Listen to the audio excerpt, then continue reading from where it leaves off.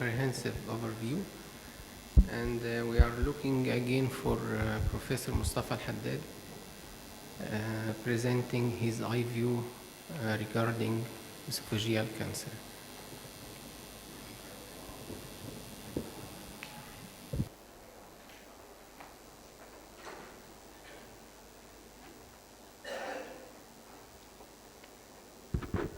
Sorry for being here twice, less than 2 hours, but it's not my mistake, it's the organizing committee.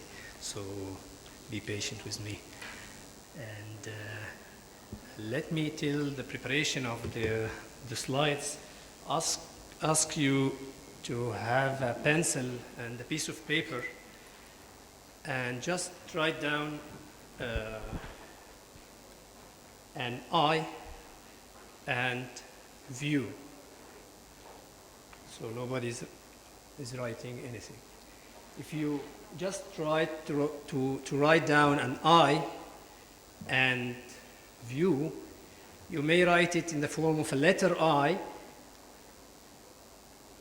So nobody is writing.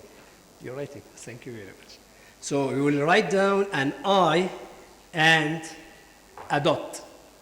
And forget about the view now. But if you write down an I and a dot, some may write it down as an I with a dot, with a letter I and a dot just above it. And others may draw an I and put a dot just behind it.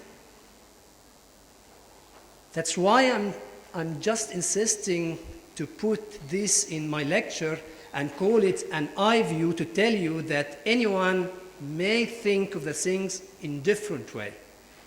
If I looked at the rectum from my point of view, from an eye view, or from a different eye view, this doesn't mean that I'm right or wrong. I'm just doing some kind of brainstorming for the subject. The same thing I'm doing here for the esophageal cancer. I will try to just highlight few points, few studies about the esophagus and what happened in the last couple of years. Just starting with the anatomy, and I'm not going through a debate again or not asking for a divorce.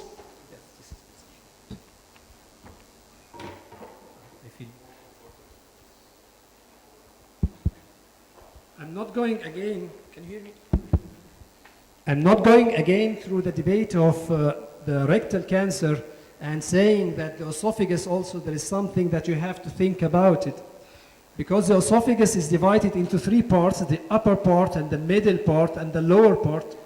And usually the upper part is considered as non-surgical. I don't know if you will accept this with me or not, but I can see that most of the patients are referred to us with the upper esophageal tumor are treated by concurrent chemoradiation. Maybe for the morbidity of the operation, but I'm not going through the details of this. I'm just looking to the lower part and the shift that happened in the last couple of years. As we all know that there was a major shift for the tumor at the EG junction, the GE junction, and the adenocarcinoma started to uprise, and incidence of adenocarcinoma started to uprise, and the squamous went down. Maybe it's not the same thing that happened, the Western country happened in the Far East, and we don't have data here in the Middle East or in Egypt about the actual incidence of the adenocarcinoma of the GE junction, but I think most of us, we noticed that there is an increasing in the amount or the number of patients with adenocarcinoma compared to the middle esophagus with squamous cell carcinoma.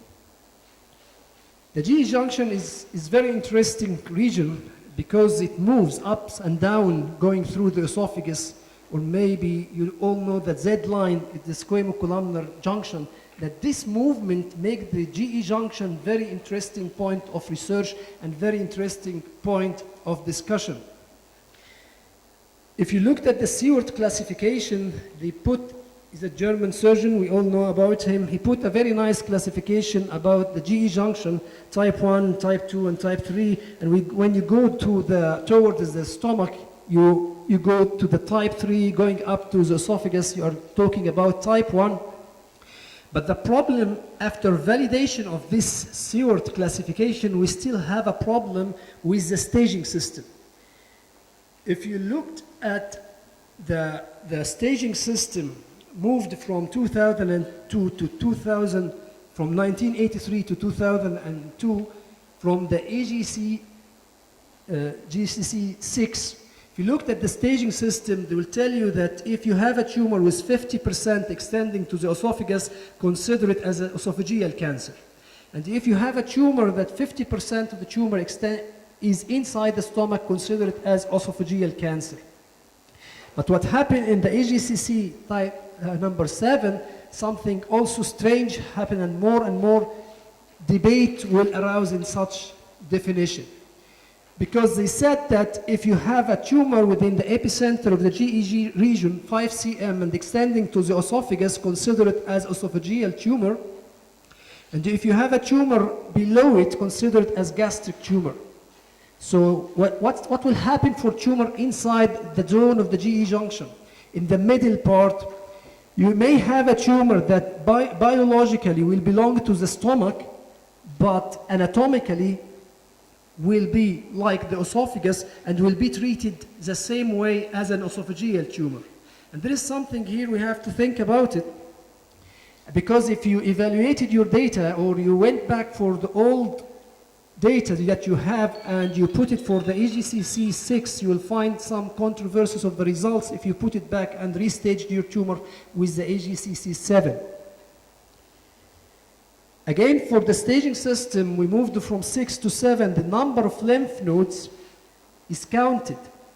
And if I tell you now that most of our patients are treated by concurrent chemoradiation, I think the number of lymph nodes will differ for patients in the preoperative situation before the concurrent chemoradiation, and if you went directly to surgery, or you gave your patient concurrent chemoradiation and then it came out to have a lymph node. The survival should be totally different, and here is something we have to think about it. The esophagus, I look at it as if it's a real killer, because the case fatality rate reached 83%. And we need something to do for those patients, because if you combine the case fatality for the colon and the breast together, you will not reach this number, 83% case fatality or cause morbidity. I'm sorry for the number or the figures, something wrong with the computer. For the early stage disease, there is an early spread to the lymphatics, and maybe it's the cause of why the survival is declining with such a disease. We have data that correlated the number of lymph nodes dissected and number of positive lymph nodes. As you can see, that patient with more than 6 lymph nodes may not have the chance to survive for 10 years, 3% survival rate for those patients. And if you looked at this survival curve, I think that this is unique for the esophagus. In stage 1A and stage 1B, the difference or the gap is very wide, simply because it's unique also. T1 disease spread rapidly to the lymph nodes. T1A extension just to the submucosa will give you this amount of gap in the survival. 5-year survival rate in the range of 40%. I think there is something here, there is a lot to do for our patients. And looking to the treatment or what we did for our treatment, something nice in the AGCC7 that we had to differentiate between the squamous cell carcinoma and the adenocarcinoma, and it's now considered as 2 separate diseases. This was very nice because we can treat our patient with squamous cell carcinoma radically by concurrent chemoradiation, and compared to surgery, we have data that says it may be comparable. I'm not going through the details of this, but still it's an option for our patient with squamous cell carcinoma to be treated radically with concurrent chemoradiation, something that we may not have for the adenocarcinoma. What we did for the adenocarcinoma patient mainly, and the squamous as well, we pushed forward the neoadjuvant chemotherapy. And we had the intergroup trial, and we consider the intergroup trial as a negative trial for the neoadjuvant chemotherapy. But there is something that we can learn from it. It said that if the patient is responding, the survival would be better. And this is a sensitivity test for the disease. If you look to your patient and there is a response for the treatment or the concurrent chemoradiation or the chemotherapy only, still there may be a chance for the patient to be a long-term survivor. Also, I'm helping the surgeon with a neoadjuvant chemotherapy or maybe the concurrent chemoradiation to have a negative margin, and if you have an R0 section, you may have a better survival. Going through the details of one of the most important neoadjuvant chemotherapy trial, the MRC trial, which was started in 2000, was published first in 2002. This is one of the largest trials, and a lot of physicians or my colleagues consider it as positive trial because it showed clearly that there is survival advantage for the patient with the neoadjuvant chemotherapy. But look to the update of the trial and look carefully for the survival curve that we have. Yes, it's statistically significant. There is a survival advantage for the neoadjuvant chemotherapy. But when they separated the type of the pathology, squamous cell carcinoma from one side and adenocarcinoma from the opposite side, look at the p-value, it became negative. And they didn't mention this in the article, by the way. And if you looked carefully to the end of the survival curve, it seems it's going together, meaning that there may be, or maybe, the survival advantage will end. And that's why many of the radiation oncologists and the clinical oncologists, they consider this trial as a negative trial. And if you looked and digged inside the trial, you'll find something very strange. First, they excluded this Chinese patient, and this makes sense because it seems that they have a different biological or different disease than the others, but there is 9% of the patient had radiotherapy, and this was off protocol. And if you looked at the staging of the patient during the trial, you'll find that this is almost, there is no endoscopic ultrasound, there is no, the recent modality for preoperative staging, including a PET CT. The MAGIC trial, I would consider it not magic at all. And you just hear our professor that the MAGIC trial, there is a lot of problems inside. I'm not going through it. But I will tell you that the MAGIC trial is considered a perioperative trial, meaning that the patient will receive preoperative chemotherapy, will go for the surgery, and then postoperative chemotherapy, and no radiotherapy at all. And if you looked at the data, you'll find that around 45% of the patient, they didn't receive even the chemotherapy post-treatment, and many would consider this trial as a neoadjuvant trial. This is another trial, a French group. They confirmed the effect of the perioperative chemotherapy. And the final trial that I want to emphasize is the CROSS trial. I do believe that this trial will change the practice or may have something inside. We have to look at it.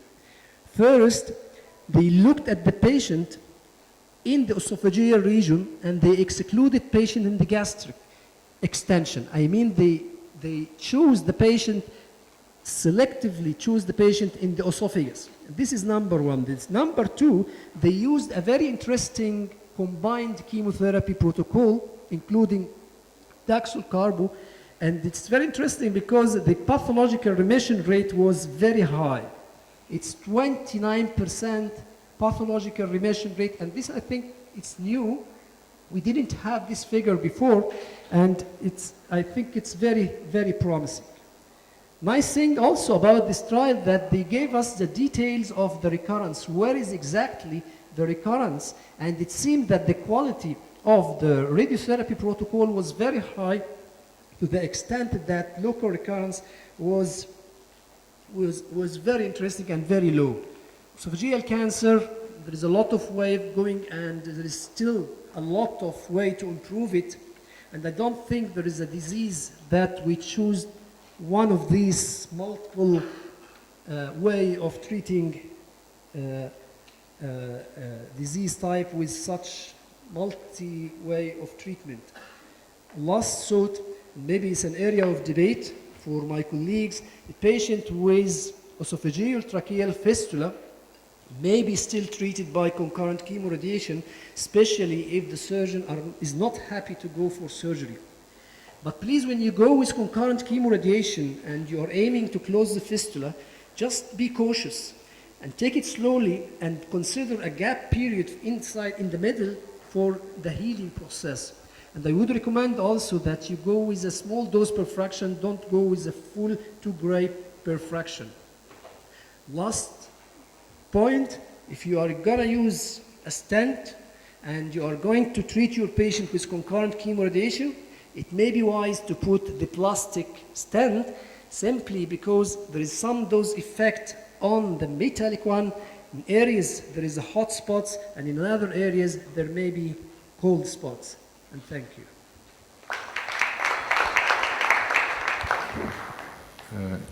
Thank you, Dr. Mostafa. Now we shift for